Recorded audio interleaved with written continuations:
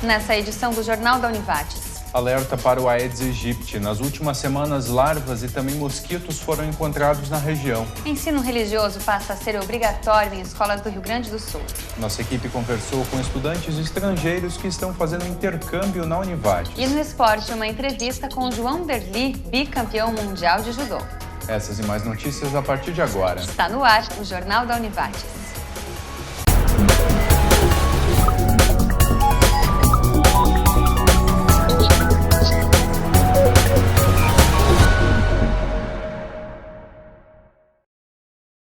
Boa noite. Boa noite. A Prefeitura de Lajeado vai destinar R$ 63 mil para a instalação de paradas cobertas de ônibus e outros R$ 493 mil provenientes de emenda parlamentar também serão investidos. Os valores também vão ser usados para a construção de calçadas de passeio. Vão ser 30 paradas cobertas de ônibus nos bairros e a calçada de passeio será para o bairro Conventos. Alerta para o Aedes aegypti. Nas últimas semanas, larvas e também mosquitos foram encontrados na região. Mais informações na reportagem de Ronaldo Hempel e Felipe Eberle. Na última semana foram encontrados o mosquito em Cruzeiro do Sul e larvas em Estrela, ambos do Aedes aegypti. A partir disso, começaram as ações de eliminação dos criadouros. Se abre o raio de 300 metros, em que se vai realizar a visitação e inspeção de 100% dos imóveis. Nesses imóveis, então, vai se coletar as larvas que se encontrar e eliminar todos os criadouros, né? Todos os possíveis criadouros, promovendo também a conscientização das pessoas. O material de Cruzeiro e Estrela foi enviado para a 16ª Coordenadoria Regional de Saúde, onde foi analisado. Mesmo com a confirmação de que eram do Aedes aegypti, não quer dizer que existe dengue nessas cidades. A gente identifica se é da espécie, né, Aedes aegypti, e tem uma junção de fatores, na verdade. Se analisa também se existem doentes, né, na região. No caso de Estrela, esse ano não houve caso de ninguém doente, nem em Cruzeiro do Sul. Da importância também das pessoas, quando apresentam sintomas, realmente buscarem o posto de saúde para que se tenha mais dados, né? Porque a partir do momento que se tem uma suspeita, a equipe da vigilância já vai fazer uma varredura, digamos assim, na região de trabalho e de moradia dessa pessoa, antes de sair o resultado se é realmente dengue, ou zika, ou chikungunya, para se evitar que esse risco se torne real, né? Este mês começa o outono. Mesmo com a queda nas temperaturas, o alerta para o mosquito continua. Está na hora, já passou da hora, mas é agora, sabe? A gente realmente tem que enfrentar isso de outra forma, olhar com responsabilidade, olhando o seu pátio, para que não se chegue à infestação, né? A Associação de Moradores do bairro São Cristóvão de Lajeado faz daqui a pouco uma conversa com representantes da empresa Eranuder. A intenção, segundo a diretoria da associação, é que a população local seja inteirada das mudanças feitas nos trajetos de ônibus. A reunião vai ser às 19h30 na Sociedade Esportiva e Recreativa São Cristóvão. No próximo bloco, o ensino religioso. Disciplina volta a ser obrigatória no Rio Grande do Sul. Nós já voltamos.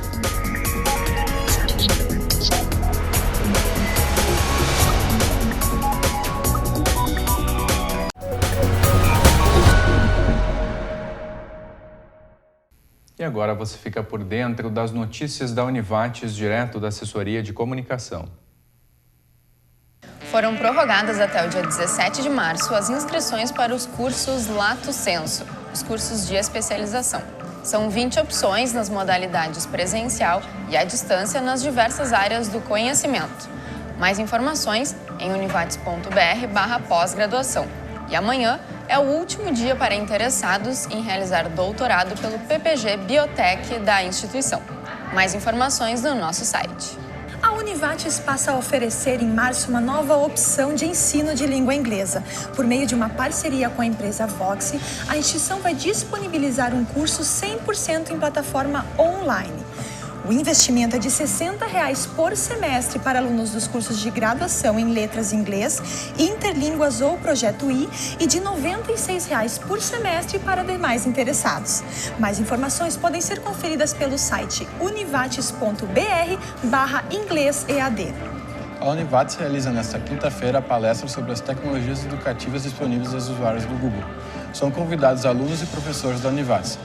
A palestra inicia às 19h no teatro. A inscrição é gratuita e pode ser feita pelo site www.univates.br/eventos. Novas atrações fazem parte da agenda cultural da Univates nos próximos meses.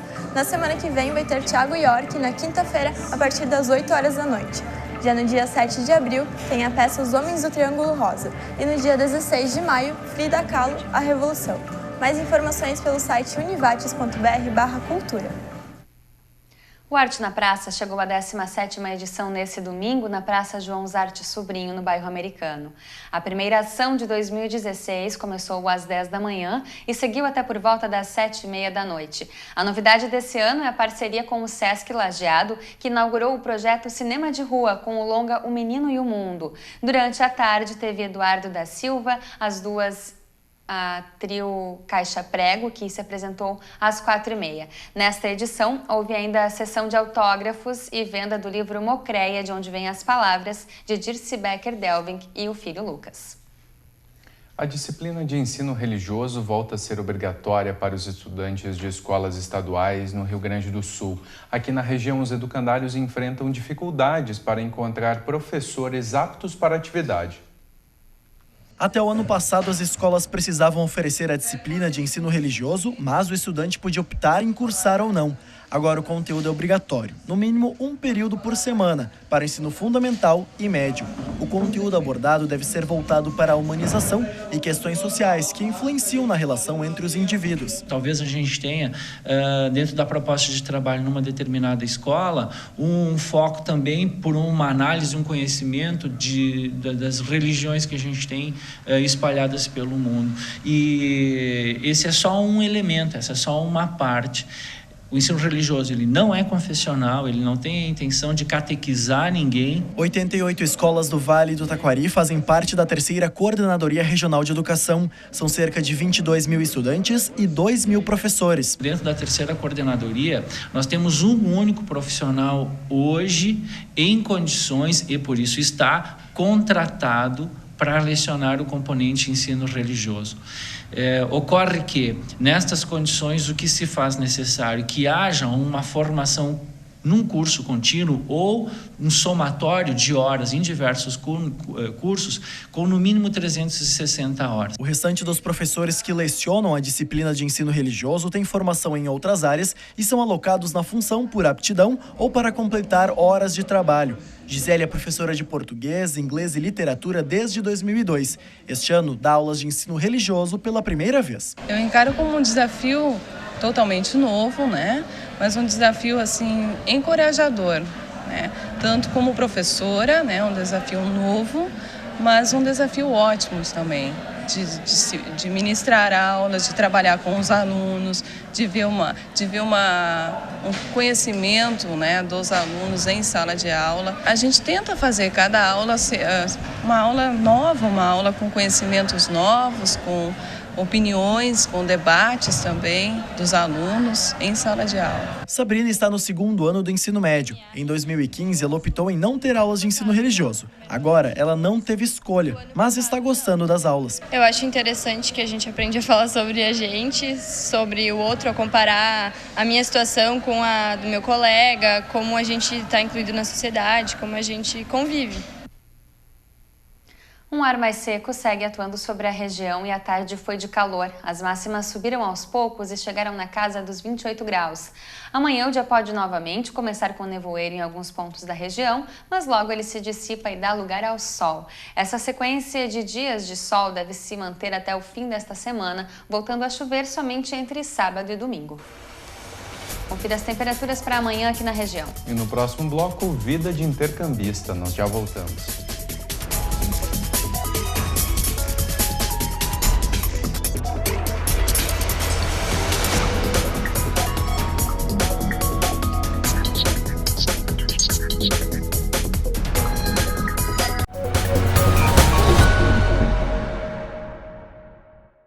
manifestações contra a presidente Dilma, o ex-presidente Lula e o PT aconteceram nesse domingo em todos os estados do país, em mais de 300 municípios. O maior protesto ocorreu na Avenida Paulista, em São Paulo. Esses protestos são o tema do comentário de hoje de Matheus Dalmas. Boa noite, Matheus. Olá, boa noite. Foi muito bom ver nos protestos que varreram as principais cidades brasileiras ontem, muitos participantes levantando cartazes e faixas e protestando contra a corrupção no país, sem focar a crítica em um único partido, em um único governo, em um único poder do Estado brasileiro. Afinal de contas, a corrupção está presente na iniciativa privada, no poder legislativo, no poder executivo. As operações da Lava Jato têm cada vez mais revelado a participação de políticos dos mais diversos partidos em escândalos de corrupção, e foi muito bom ver nos protestos de domingo muitas pessoas levantando faixas, contestando o poder legislativo, o executivo, vários partidos, sem concentrar o foco da crítica em um único lugar. Esse é um comportamento que a gente pode chamar de consciente e desejável. Por outro lado, foi triste ver muitos manifestantes ainda concentrando as críticas apenas no governo federal, em um único partido, o dos trabalhadores, ou então em figuras políticas bem específicas, como a presidente Dilma e o ex-presidente Lula. Focar a crítica negativa em apenas um único partido ou em apenas algumas únicas pessoas pode beneficiar aquela visão de que é possível concentrar os problemas em um único partido, em um único governo, de modo a nem sequer mencionar a existência dos demais, favorecendo aquela ideia de que a crítica em torno de um só pode fazer com que os demais fiquem blindados de críticas ou fiquem livres de sofrer desgaste nesse processo. É um comportamento que a gente poderia chamar de perigoso e ingênuo. Perigoso porque favorece muitos partidos e outros políticos também citados nas operações e que não foram alvos daqueles cartazes dos manifestantes, e ingênuo porque acaba favorecendo a imagem política daqueles que se escondem diante daqueles que estão mais em evidência. Enfim, os protestos reuniram uma quantidade bastante significativa de participantes, muitos deles conscientes, outros nem tanto. Eu volto no domingo, ou melhor, na segunda-feira que vem, com mais comentários sobre história, política e relações internacionais. Obrigada, Matheus. O Conselho Comunitário das Regiões Pedagiadas, o COREP do Trecho 7, discute em reunião a isenção do pagamento de pedágio para moradores de localidades próximas à Praça de Cruzeiro do Sul. A atividade é quarta-feira, às 9h30 da manhã, no Salão de Eventos da Prefeitura de Cruzeiro. Ainda haverá apresentação de demonstrativos econômico-financeiros da praça, andamento das obras priorizadas, projeto de lei de concessão das rodovias estaduais e informes gerais. O COREP Trecho 7 também abrange as praças de Encantado e Boa Vista do Sul. Quem já fez intercâmbio sabe que a experiência chega a ser indescritível. Pode parecer clichê, mas só quem já viajou consegue entender a mudança que representa. E eu conversei com um intercambista colombiano e uma menina que é brasileira, mas que está estudando na Bolívia e fazendo intercâmbio no Brasil. Entre os dois, em comum a saudade de casa e a realização por estarem viajando o mundo. Oscar é colombiano e está há cerca de um mês no Brasil. Ele veio em busca de novas experiências, de conhecer outras culturas e crescer pessoal e profissionalmente. O hecho de viajar e conhecer uma cultura totalmente diferente, creo que enriquece muito esses dois aspectos. Então, para mim era uma prioridade em minha vida, era um projeto de vida. Viajar é uma oportunidade de crescimento pessoal e a saudade é inevitável. O que me hace falta é, obviamente, minha mamá e minha família, meus amigos, porque nunca havia estado tão lejos de eles. Para Renata, a saudade é dupla. Ela é brasileira, de Porto Alegre, e mora há 2 anos na Bolívia.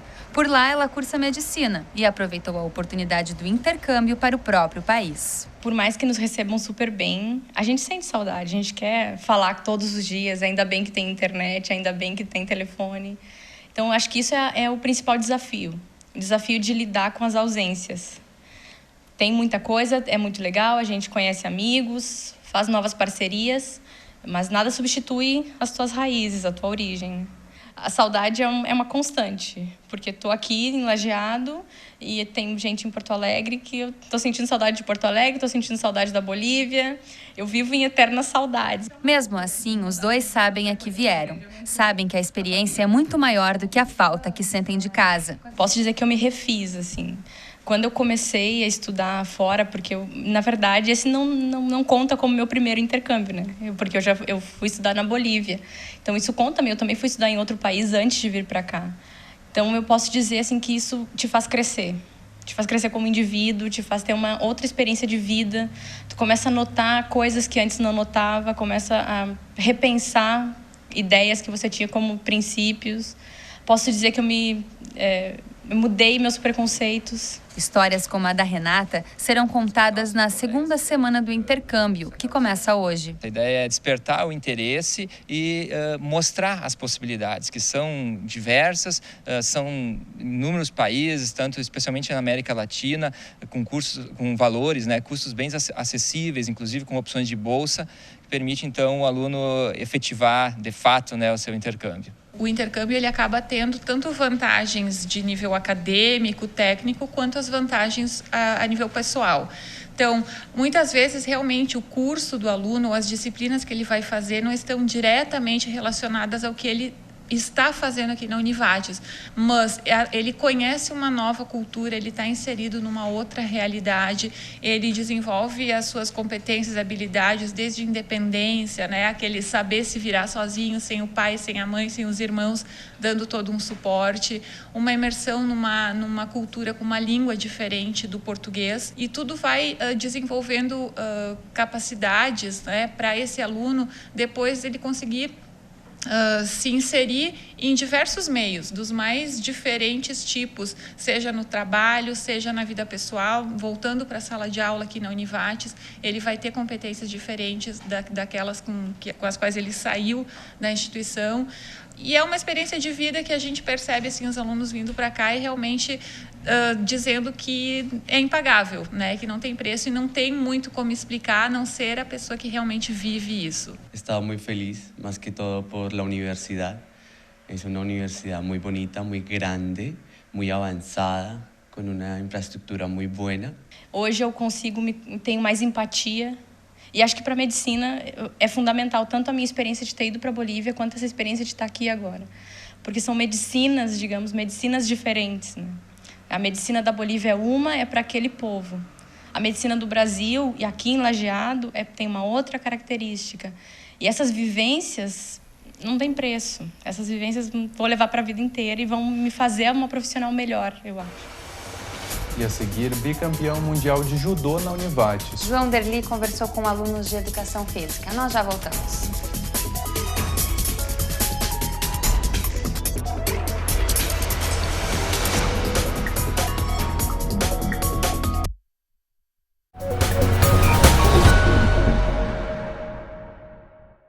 O próximo desafio do lajeadense é o Novo Hamburgo. A partida é fora de casa daqui a pouco, às 8 da noite. Os ingressos custam R$ 50 para a torcida do Alviazul. O acesso deve ser feito pelo portão 4 e quem for de carro e quiser estacionar no Estádio do Vale, o custo extra é de R$ 12. Nessa sexta-feira, a LAF tem mais um amistoso. A partida é às 9 da noite em Taquari contra uma seleção da cidade no ginásio de esportes José Fritz Machado. A entrada vale 2 quilos de alimentos não perecíveis ou um agasalho em bom estado. Como o jogo é beneficente, as doações arrecadadas vão ser doadas para a PAI e CEAVAT de Taquari. Um dos ícones do esporte nacional esteve na Univates para conversar com alunos dos cursos de educação física. Além das experiências e títulos conquistados na carreira como judoca, João Derli também debateu o assunto que é pauta esse ano, os Jogos Olímpicos. Falar do que os Jogos Olímpicos podem deixar de legado. Eu acabo aprendendo muito, ouvindo muito opinião, projetos, formato, né? E até pensando, dessa forma dá, dessa forma não dá, né?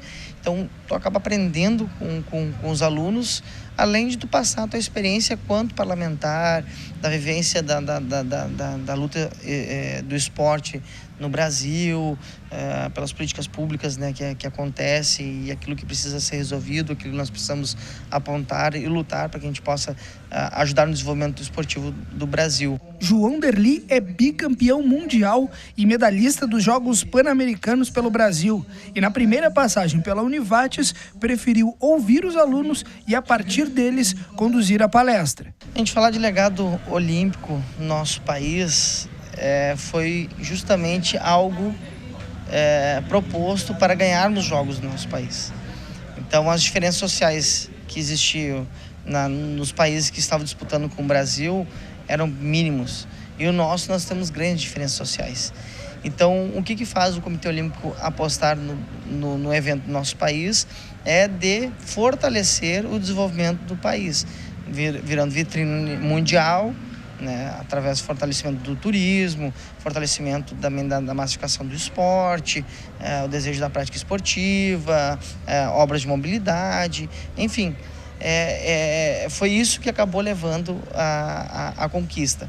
Para o ex-judoca e hoje deputado federal, para que haja um crescimento, o esporte precisa estar dentro da escola. O legado mesmo que a gente pode realmente buscar e ter no nosso país é uma legislação forte, uma legislação que aponte o norte do que nós desejamos quanto país no futuro, né? Então nós não temos plano nacional, nós não temos sistema nacional, nós não fizemos essa discussão mais a fundo. Nós já tivemos alguns congressos, né, referentes ao esporte, mas a gente não tem um aprofundamento dessa discussão. A edição de hoje do Jornal da Univates fica por aqui. Nós voltamos amanhã à noite a partir das 6h30. Tenha uma boa noite. Obrigada pela companhia, tenha uma excelente noite e até amanhã.